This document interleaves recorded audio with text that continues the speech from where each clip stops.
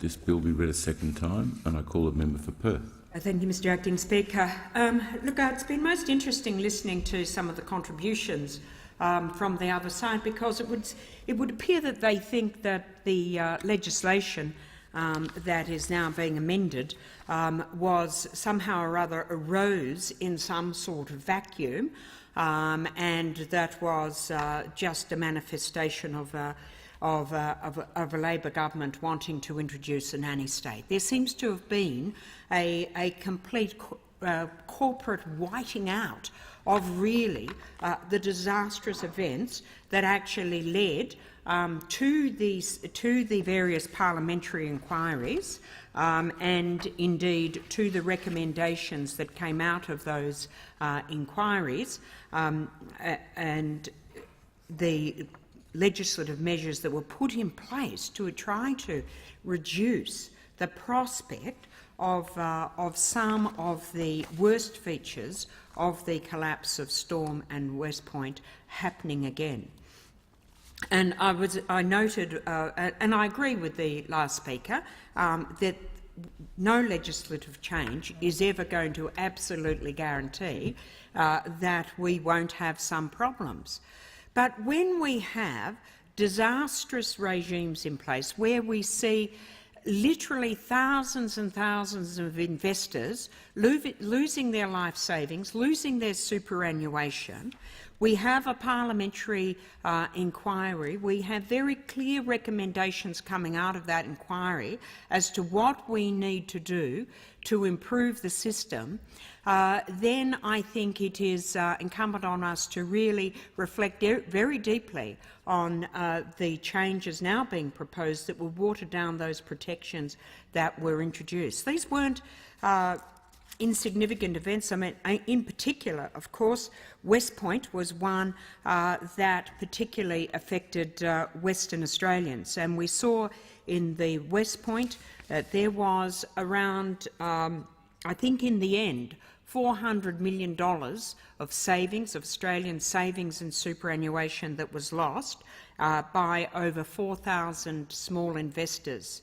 And many hundreds of those, if not thousands, of those indeed were West Australians, because this was a company that had its origin. So I was very surprised when well, disappointed, I guess, when I heard the member for Hasluck making reference at the beginning of his speech to really that we need to be, as adults, as part of growing up, it's accepting responsibility for the decisions that you made, and really reflecting, I think, very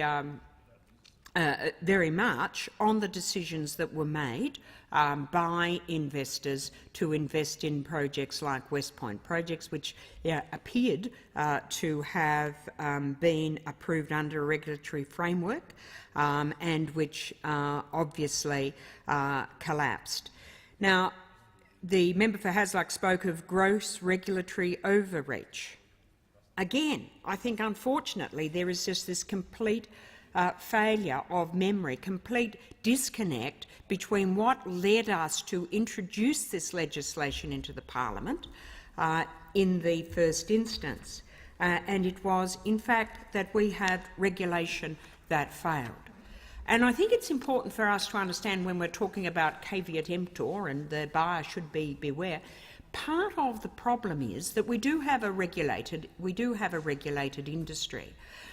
And people feel that if they are dealing with people that have been regulated, they then have a certain measure of protection and a certain measure of confidence that we have a regulatory regime that is going to provide them a certain amount of protections. Now, I can't guarantee a particular interest rate, but it certainly leads people to believe that they can have some sense of security because we have got a regulatory regime in place.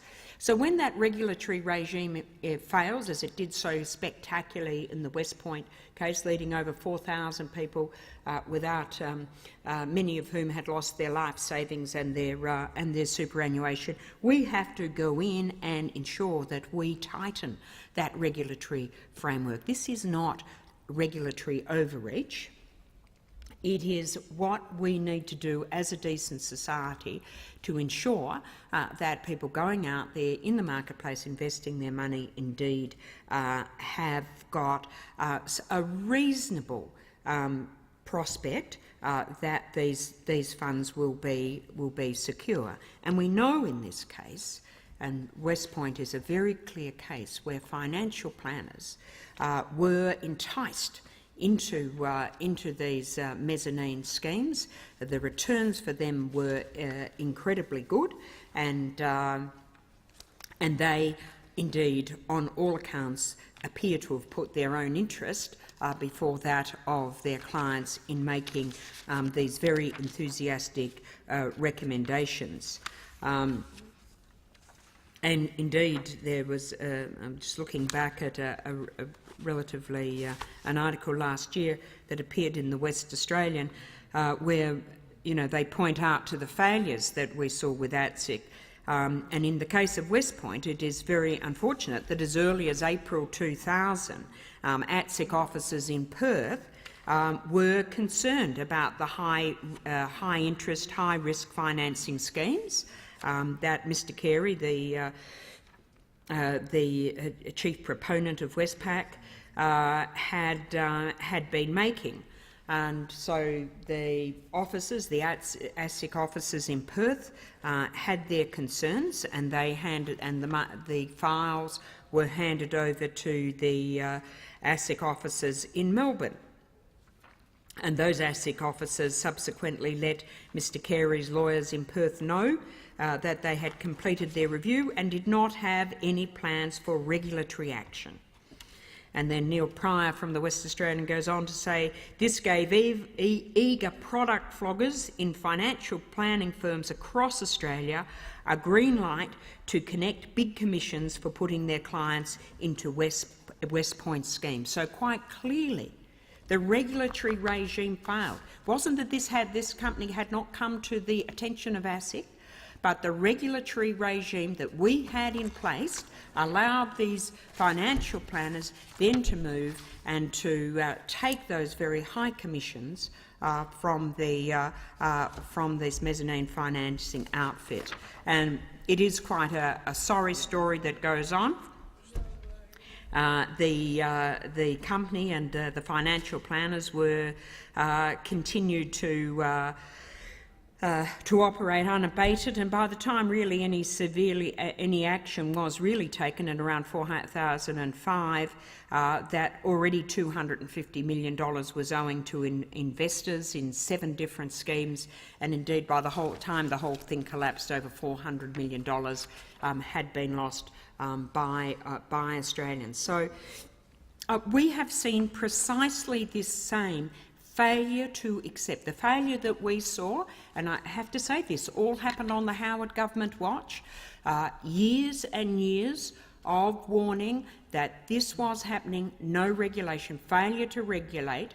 We saw exactly this thing, exactly the same sequelae with the financial brokers in Western Australia. Financial brokers were in much the same way throughout the second half of the 1990s that we saw these schemes that involved finance brokers, valuers, real estate agents colluding, selling these products, very, very deceptive products, to investors, really targeting the elderly. As a result of that, again, hundreds of millions of dollars lost by thousands of investors. When we had been drawing the Liberal government's attention to this, but their desire not to engage in regulatory overreach led to absolutely the same inertia that we saw under the Howard years in relation to the financial planners. And again, it wasn't until Labor got into government we immediately commissioned inquiries and a royal commission, and we ensured that that at least we changed the legislation and we put in place the protections that were necessary to give greater security and greater control over people acting against the interest of their clients. So I say to those that are presenting this, the members of the government that are presenting these series of amendments as if this is some completely unwarranted case of regulatory overreach, to actually consider the circumstances, to consider that this arose out of a gross regulatory failure that has left thousands and thousands of Australians in a powerless financial position, and say that the principles in the original bill came out of a parliamentary inquiry and a very, very detailed investigation of this industry and what was needed to put this on a firmer path. And I guess we are very concerned that we see once again the government, the Conservative government, playing into the hands of big business and being prepared to put the interests of big business before the interest of ordinary Australians.